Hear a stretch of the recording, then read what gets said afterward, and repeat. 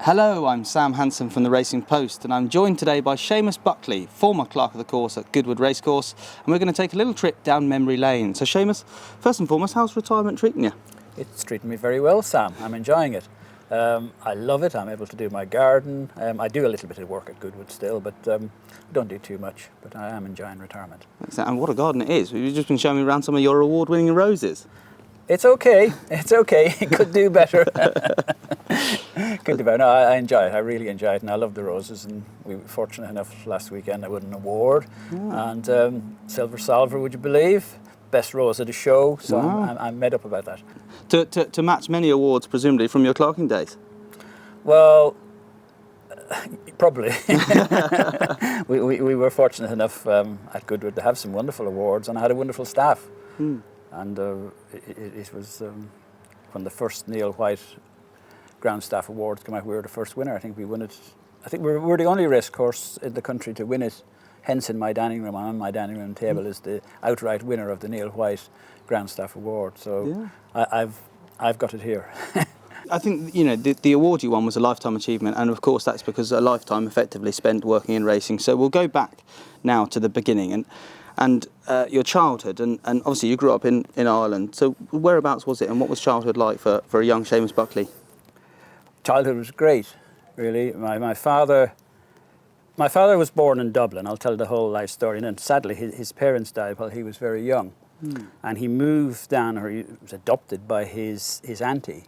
And he moved down to County Kildare, about 4 miles from Naas, near Naas Racecourse. And he was brought up in a village called 2 Mile House.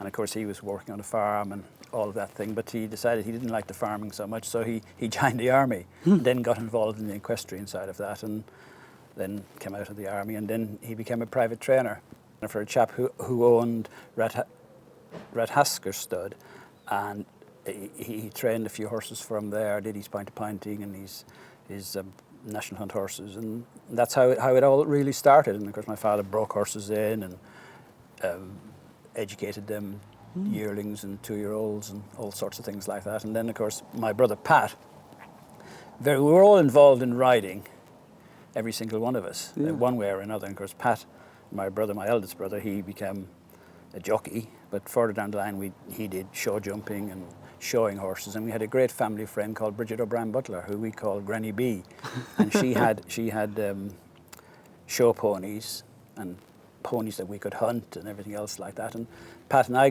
then there was another brother called Tony, who sadly was a great rider, but sadly he went to England to be with Captain Crump with Pat as well, and sadly he drowned.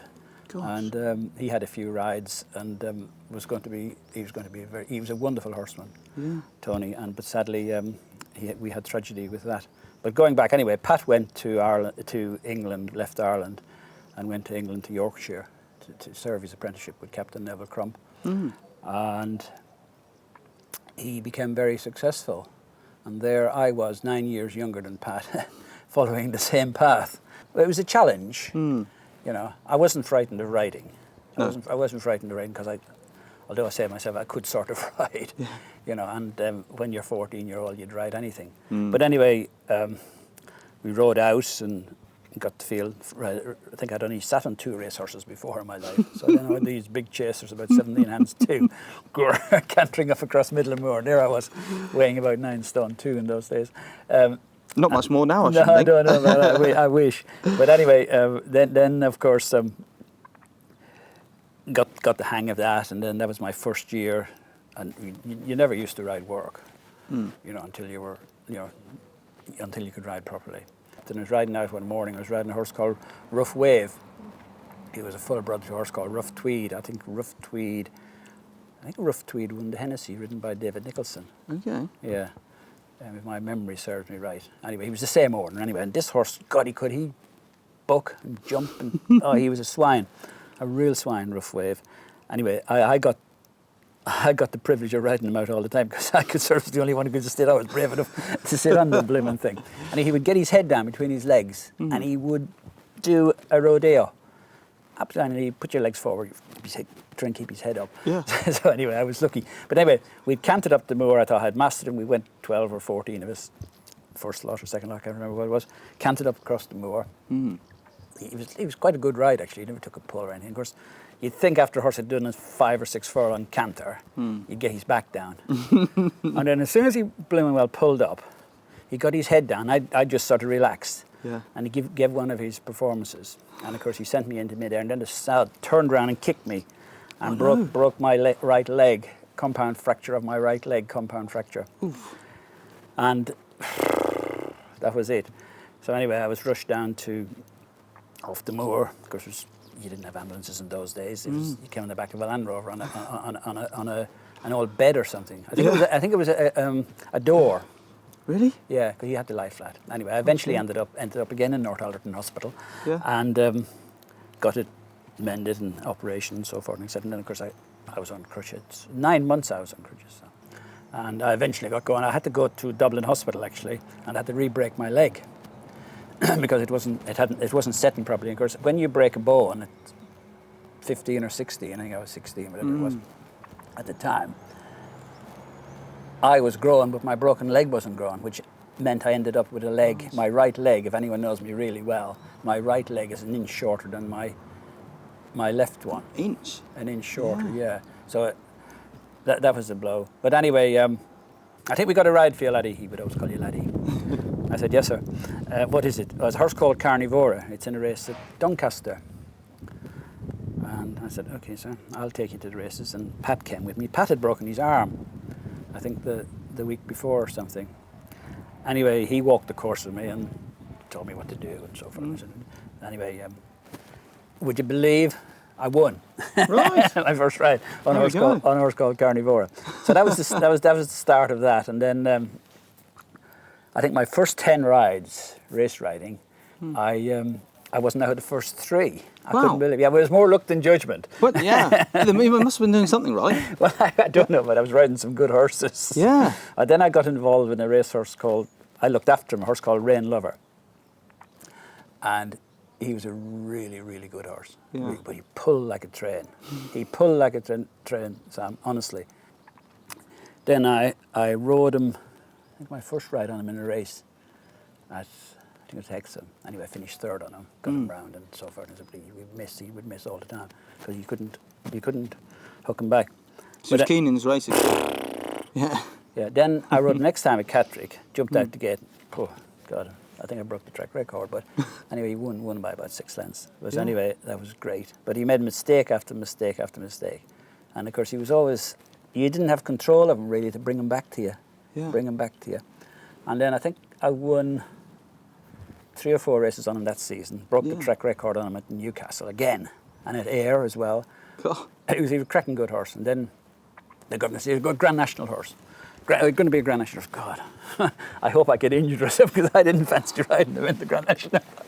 He wasn't a very big horse, but he could tank on. Yeah. He could tank on. He was 2.5 mile really. He was good over 2.5 mile, and nothing could lie up with him. But Whispering Grace, he was the horse that crocked me up, really. Right. But I rode him. The next time I rode him, after I'd won on him, was at Doncaster, and he was 6-4 on favourite. It was a steering job. Anyway, I'm sitting in about 3rd or 4th, and coming round the bend to jump to 3rd last, I think it was. And of course he fell, and the poor horse, he had an awful problem with arthritis. Okay. He used to have a copper bracelet around his legs when he was in the stables. He couldn't bend his back, but he was outstanding over hurls. If he met a hurl right, he would absolutely ping it. But you couldn't change stride with him, ask him to stand off or anything like that. But anyway, he missed at Doncaster this day, and he was cruising. I was going to win from here to Timbuktu. But anyway, he, like a 6-4 on favourite should. Yeah. But he missed out, and of course he plastered me, and then something landed on top of me and kicked me in the head and fractured my skull in 5 places. So consequently, that was the end of my riding career. I was unconscious for 21 days and ended up in Doncaster Hospital. And my mother and my brother, Willie, all came over to see me, and of course we had the last rites, and you know, it was the end of STB. Yeah. So anyway, I came through all of that and got going. Of course, there was the end of me riding, or involvement with actual riding horses, which was a bitter blow in 1972. Then I thought, what on earth am I going to do? I don't want to go and work in a stable. I don't want to be head lad. I wasn't old enough to be. I was only 20-year-old. And I went to, got a job at Catterick Racecourse. I'd like to get involved in sort of racecourse management, grounds management, and all those things. And I thought, I'm going to start at the bottom and work my way up if I can. I was so determined. It helped my health with my head was probably the biggest worry. But anyway, thank the Lord, and touch wood, I got through it. And Bill Wilson was the grounds manager. Lovely old boy, typical hard-working Yorkshire man. You know, you call a spade a spade. He'd tell you you're useless if you're useless. But anyway, then he showed me how to drive a tractor, showed me how to do the irrigation, and showed me how to build fences and plat hurls and all that type of thing. And I was there for about 6 years, I think. And then there's an advertisement for a head groundsman or grounds manager at Wolverhampton. So I thought, Bill's not going to retire. I think it's time I moved on, really, or else I'll be forgotten about. So I think I learned, I had a good apprenticeship with Bill, looking after how you put on fertilisers, how you do this, and I was wanting to learn. That's why I support Wolverhampton Wanderers. I got friendly with the guys up in Molyneux, so I used to go up there and learn a little bit from them as well. I had always wondered where that had come from. Yeah. So Wolves and I are very close together, and my daughter was born in Wolverhampton. But anyway, to make the long story short, then Rod Fabricius, who you will know, who was the MD at Goodwood and Clerkenwell, of course, for many years, had a telephone call from him. He said, "Hello, Seamus, it's Rod Fabricius. How do you fancy leaving Wolverhampton and coming down to Linkfield?" So Ladbrokes owned Linkfield in those days. I said, "Oh, sounds a very good offer. Can I come down and see what's what?" And anyway, I went down and Rod offered me the job, and I took the job, and we moved down there. I was there doing quite well, I thought, until I heard that Ladbrokes was selling out. Thankfully, Rod got in touch with Major Beckwith Smith, who was then the clerk of the course and general manager of Sandown, Epsom and Kempton, which is called United Racecourses. Right. And he obviously said he's got me, he wants the job desperately. Is there any vacancies? So Norman Cook, who was at Epsom, was retiring. So I went up and went up for the interview with Major Beckwith Smith, who's a lovely man, a gentleman. And he offered me the job. They'll come up and join us, we'll look after you, so forth and etc. So I went up and I was at Epsom I did 13 or 14 derbies. I managed the training grounds as well as the grounds in the racecourse. Because I wasn't clerking then. Yeah. And I thought to myself, I think managing the training grounds is quite hard work, but we had some great times in those days. We had some great trainers doing really well, and you know, Ron Smythe and people like that. And he said, "I hear you might be moving on." I said, "I heard someone's hunting you. I said, "It's the first I've heard of it, Ron. First I've heard of it." Anyway, he must have heard something from someone. So anyway, a phone call a couple of days later was from Rod Fabricius again. Yeah. Anyway, Rod rang me up and said, "Look, how do you fancy getting trained to be a clerk of the course and doing exactly what you're doing now, but doing the clerking side of things with me?" Yeah. And I said, "Okay." So that was 1994, and sadly my daughter Leslie Ann had died in 93, and there's a lot of memories, Sam. So I thought maybe now is the time to have a new goal and a new aim. You know, pick myself up, start all over again.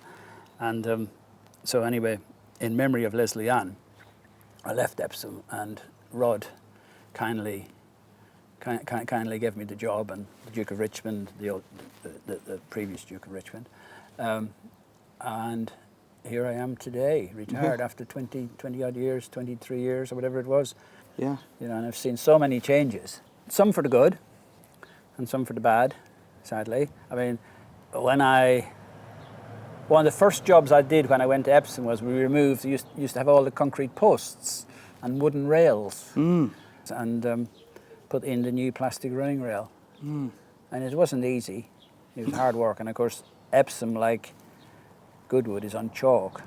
I mean, you dig down for 6 inches with a spade and then you're straight onto solid chalk. Yeah. Yeah, and you can imagine it would take, if you dug 4 holes a day, you'd do well. Wow. Yeah. That's been a big change in racing. And then, of course, the way turf is managed is completely different. Watering, I mean, different ways of watering. I remember when I first went to Goodwood, we had some pop-up sprinklers. So Rod and I had a good walk around. I said, I think, Rod, we'll have to do something about this irrigation system and see if we can move on, or else we'll be in trouble. And certainly at Goodwood, you wouldn't want to be producing firm ground every meeting. No, you can't do it. You'd have no runners, Sam. And certainly around the bends where horses need to have a grip. So we invested into an Upton irrigator, which was an Australian mechanism that the water went down rather than going up into the air, and it travelled along from rail to rail. It had a sensor, so it couldn't come off the sensor. Once you're on the sensor, you kept straight all the way along. The only thing you had to do was connect it onto each hydrant, which was about 300 or 400 metres apart. So you just boom, boom, boom, boom, then move it, and then the thing would move along. But the art to watering, and certainly on these downland courses, is to keep it moist. Yeah. There's no point saying, oh, I'm going to be watering for Glorious Goodwood and start the week before, because the ground's the hardest the road before you even start. And then it's just a waste of time and a waste of water. So you've got to keep it moist and help to get in and keep it open, keep it spiked, and let the water get down into it. Or else, look how dry it's been here. Sure. I know after spending 3 hours in my garden this morning before you came. So have you got a fancy irrigation system in the garden? Yeah, watering cannons over there. It was only a couple of years ago now, I think 2017, if memory serves me correct, when we had a horrendously wet few days at Glorious Goodwood. And there was, the Wednesday, Sussex Stakes Day was run in torrential weather. That must have been so tough. It was a nightmare. Nightmare, wasn't it? It started raining, I think, about 10:10 on the Wednesday, and it rained right the way through till about 10:30 that night. And I think we had over 50 odd millimetres of rain, over 2 inches of rain on probably watered ground as well. Yes. And it was, jockeys were saying to me after the 4th race, oh, you won't race tomorrow, and all this type of thing. We should call it off now and give it a chance. All these things coming up. Where do you go? People coming up to me and saying, it was very draining, that was for me, because that was my last Glorious. Yes. Yeah, it was my last Glorious. And could you imagine my last Glorious as clerk at the course losing a day? I don't think it's ever been known in the history of mankind. But anyway, I think I took a chance. Yeah. But it was a chance well worth doing. I got away with it, and got lots of praise for doing so. Yeah. It was lovely. There's a lovely picture of Adam and I in the house. I think it was after racing. He putting his arm around me and congratulating me. It was lovely, very touching. Yeah. Very touching moment it was to me. That was, we did it. Yeah, and well done you, he said, I think. So it was more luck than judgment. You were obviously sent off, to a very warm reception, and I'm sure now very much missed. That must have been quite an emotional day for you, though. It was, Sam. Yeah. I was very touched by all of that. Wonderful that the family, the Duke of Richmond, the Duchess of Richmond, and our Duchess of Richmond. Sadly, the present Duke was in America. It was really touching. He rang me up. Would you believe he had 2 very touching things? He rang me up to wish me luck on my last day, and thank me for everything. I mean, it almost brought a tear to my eye. Yeah. And then within 5 seconds of putting the phone down to His Grace, Frankie Dettori sends me a text message. Yeah. And here's the greatest jockey. Well done, mate. I'm going to miss you. We've been mates a long time. Well done. Yeah. And it was lovely. Seamus, thank you very, very much. Thank you, Sam. It's been a pleasure. Thank you.